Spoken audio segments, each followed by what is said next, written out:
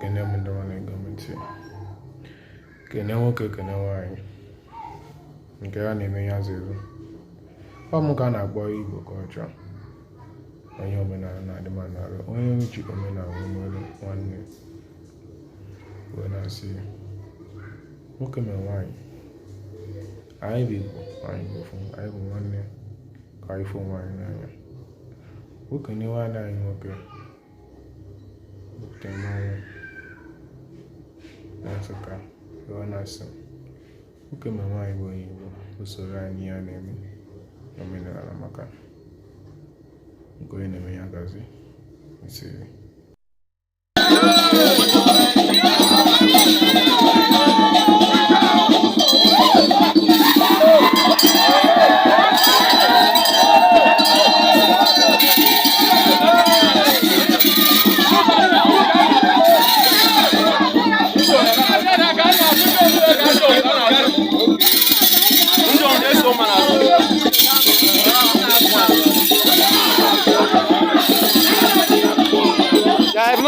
Rata kwa kebe mangoto.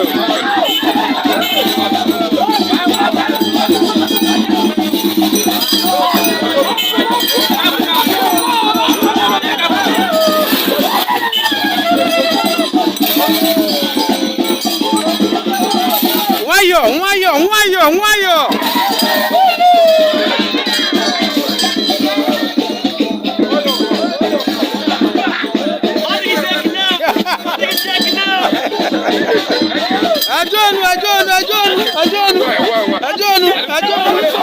Ajonu. Wait. Look here. Hey! Oh, you're real.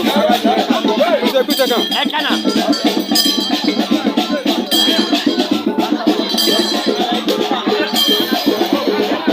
Don't touch your phone. Don't touch your phone.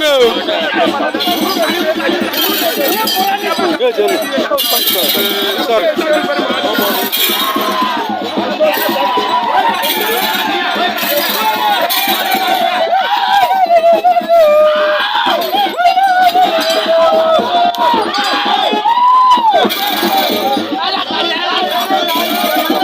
Oh, Pakrena! Baba! Hey! Go down! Look!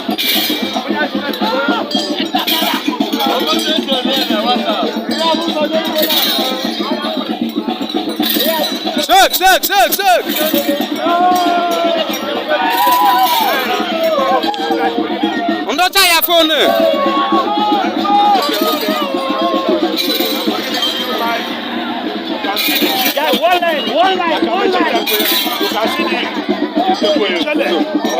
One line. Okay, this is from Umbes Hamilton Yobelafo.